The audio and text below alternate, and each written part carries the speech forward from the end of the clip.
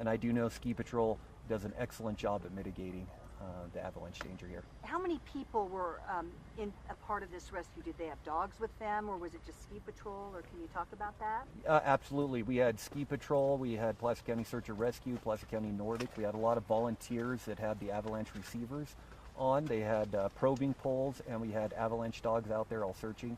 Unfortunately, with the 2 independent witnesses and a thorough search of the area, we determined there was likely, almost certainly, no more victims. And how long did it take to recover the body or find them or whatever?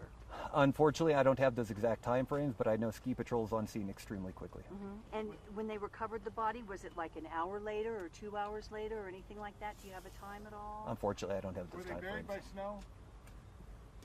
Unfortunately, I don't have that information. I know at least one of the victims, I can't say which one for sure, was partially buried by snow, yes. Give us a sense of how big the debris field was and how long the avalanche was. Again, unfortunately, it's a remote area of the resort, and I can't comment on that. I wish I could, but there's no indicator that any other areas of the resort are at risk right now. Did they shut anything down? Did they shut the runs down? Or they obviously haven't closed down the resort, so do you have any information on that? No, I'm sorry, I don't have And any the resort's information. open. Yes, it is. Is it believed that they triggered this avalanche, or it was triggered by something else? You know, that's speculation, and I know Ski Patrol will do an investigation into that.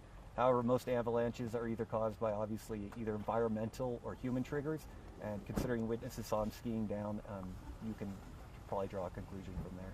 Can you talk about how many people were here when this avalanche happened? It's a holiday weekend, it's a big ski weekend, we got a lot of snow last night. You know what, the resort could probably tell you, but I know driving up the capacity, the parking lots were completely packed.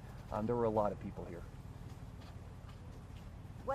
And it was around 10, right? So they were coming down the hill about that time, and you have no idea to know if that was their first run, second run, how long they've been? Unfortunately, no. At around 10:17, we received the call. Anything else we're missing or something you really want to emphasize? No, other than if you're going to ski in the backcountry, make sure that you're familiar with avalanche conditions. Make sure that you have avalanche beacons and that you are going to be very cautious and have the proper equipment. Were they wearing avalanche beacons? Unfortunately, I don't know that information. Okay. I just want to make this very clear. No one broke any laws today. No, they did not. They were not in the backcountry, just to be clear.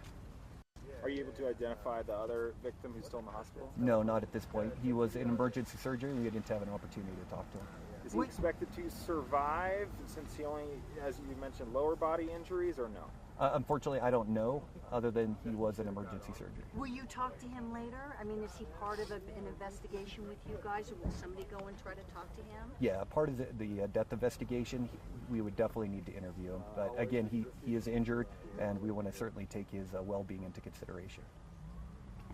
Thank you.